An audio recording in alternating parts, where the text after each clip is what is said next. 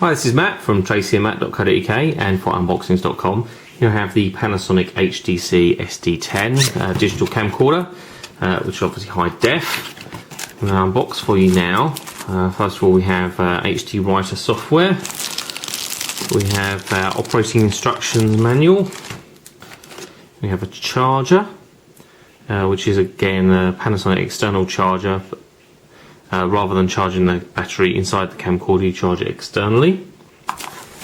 Camcorder itself on top, which is quite small and light. We'll look at that in a bit more detail in just a second.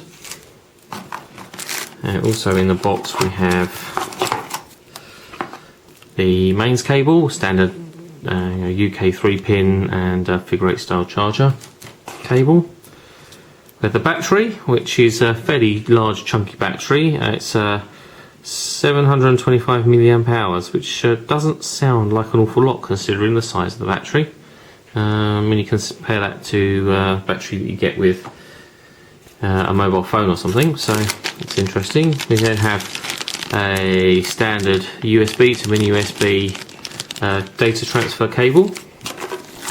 We then have a component video cable with a proprietary Panasonic connector on one end and then obviously the RGB on the other. We also have this cable here, which actually plugs in here on the charger. So charger obviously plugs into the mains here and has a socket on the other end, which allows you to plug this cable in, and basically this end plugs into the battery compartment on the camcorder. So it allows you to use the camera tethered to the power rather than using the battery power. Then we have a 4-pole 3.5mm jack on one end and a composite video cable, so composite and audio cable there. And then we also have what looks like push button thing. I think that's looks like the sort of thing that you use to operate a reset button or something similar, but quite what that functions as I'm not 100% sure, so just put that to one side. So we have the SD10 itself, quite a small compact camcorder, which is actually a palm style, so it's rather than being a pistol grip, it's a more traditional handheld camcorder. Notice it doesn't have a viewfinder, it does everything via the screen. So on the front we have the lens itself, which has a 16 times optical zoom, which is pretty impressive. There's infrared on the front as well. You have the flash just next to the lens, to the right of the lens. That does work just as a flash, so when you're recording stills rather than video, it's not a video illumination.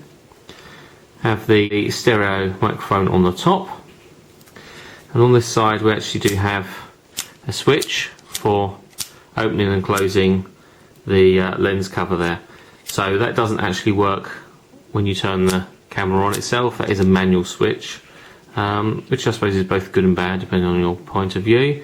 But there you do have a lens cover, that's quite good.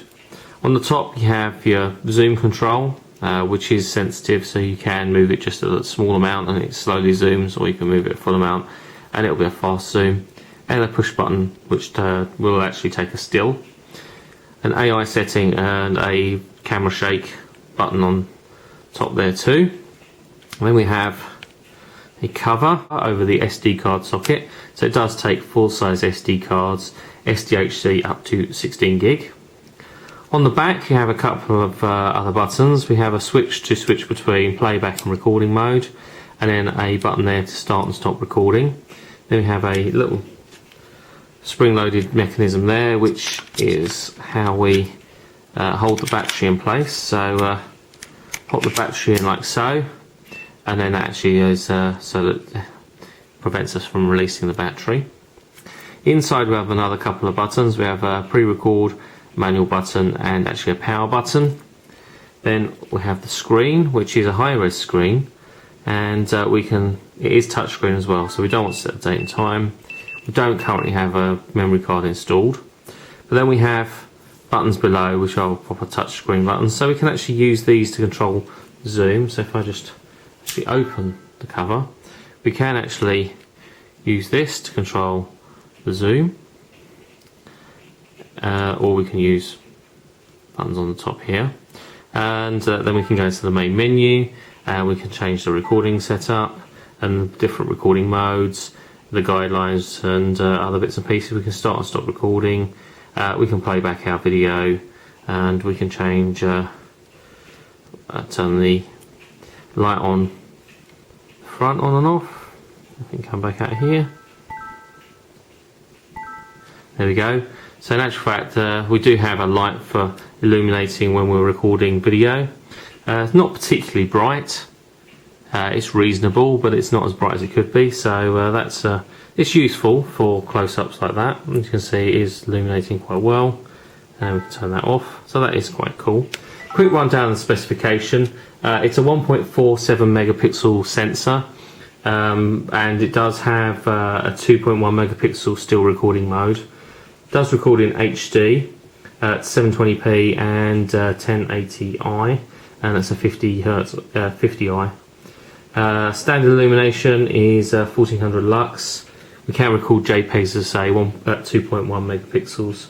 All the controls are on screen, or certainly the vast majority of the controls are on screen. And we have a large selection of recording modes. So that's a very quick unbox of the Panasonic HDC-SD10. Going to have a full review for you on tracyandmatt.co.uk in the next couple of weeks. And if you're a fan of unboxing videos, check out the others that we have on unboxings.com.